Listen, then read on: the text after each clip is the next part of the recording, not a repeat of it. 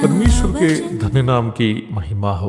प्रभात मनन के सत्र 2894 में आप सभी का बड़े प्रेम के साथ स्वागत करता हूँ। आइए आज के मनन के लिए हम पढ़ते हैं प्रकाशित वाक्य अध्याय 11 पद 3। मैं अपने 2 गवाहों को ये अधिकार दूंगा कि टाट ओढ़े हुए 1260 दिन तक भविष्यवाणी करें। महाक्लेश काल के समय में परमेश्वर की ओर से संसार में भेजे जाने वाले 2 गवाहों के बारे में हम इस अध्याय के 3 से 12 तक के पदों में देखते हैं। अर्थात जैसे हम पिछले दिनों में देखे थे वैसे ही महाक्लेश काल के अंतिम 3.5 वर्षों में इन गवाहों की सेवगाई होगी। उनकी सेवगाई के समय को पहले से निर्धारित किया हुआ है।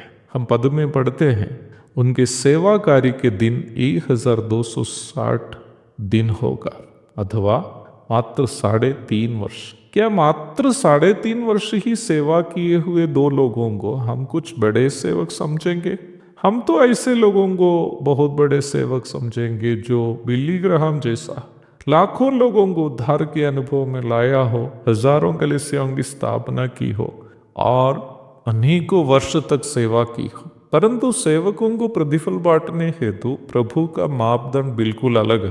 प्रभु ये नहीं देखा जाता है कि आपने कितने अधिक सेवा की है, बल्कि ये देखेगा कि आपके लिए निर्धारित समय में आपने सेवा किया है या नहीं, अथवा आपको जो अवसर दिया है उस समय प्रभु ने आपको जो सेवा दी उसे आप किया है या नहीं।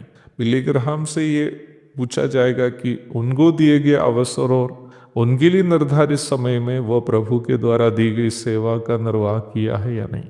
आपसे और मुझसे प्रभु ये पूछेंगे कि प्रभु ने हमें जो अवसर दिया और हमारे लिए जो समय उन्होंने निर्धारित रखा, वो अवसर और समय का हम सही उपयोग किया है या नहीं। मत्ती 20वां अध्याय में प्रभु ने जो दृष्टांत बारी के मजदूरों के बारे में कहा था, पढ़ लीजिएगा। उन्होंने सभी मजदूर से 1 दिनार देने की बात कही। जो दूसरे और तीसरे पहर को काम के लिए गए और जो मात्र 1 घंटा ही काम किया, सबको उन्होंने 1 दिनार दिया। वह सबको 1-1 दिनार तुल्य हिस्से में देने का मापदंड यह है कि सभी को जब स्वामी ने बुलाया उस समय वे काम के लिए गए और उनके लिए निर्धारित समय वे लोग काम किए। मालिक केवल ये देखा कि उनसे कहे गए समय वे काम के लिए गए हैं और उनके लिए निर्धारित समय के अंतर्गत वे काम को पूरा किया है या नहीं। सभी को उन्होंने तुल्य हिस्से में मजदूरी दी।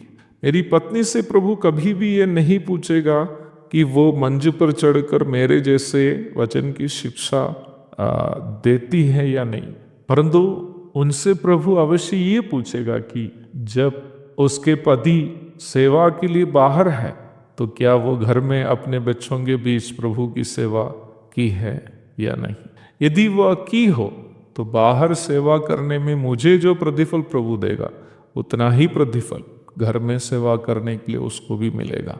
तो प्यारो, ये अवश्य जाने कि प्रभु ये नहीं पूछेंगे कि हमने कितना अधिक सेवा किया, बल्कि ये पूछेगा कि हमें दिया गया अवसर और हमारे लिए निर्धारित समय का हम उपयोग किए हैं या नहीं।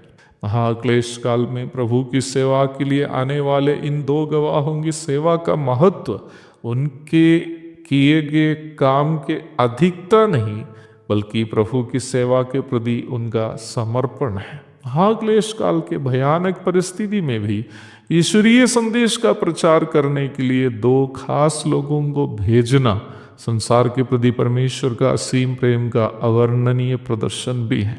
वह पाप से नफरत करता है और पापी को दंड देता है, परंतु उसी दरमियान जो पापी परमेश्वर का वचन सुनकर पश्चाताप करना चाहता है उसको वह क्षमा भी देता है और पुनः अपने पास आने का अवसर भी देता है। परमेश्वर का यही असीम प्रेम ही है जो हम पापी को भी उद्धार पाने की सौभाग्यता दिलाया है। एक और शुभ दिन की धन्य कामनाओं के साथ आज का मनन में यहाँ समाप्त करता हूँ। प्रभु आप सबको आशीष दे। आमीन।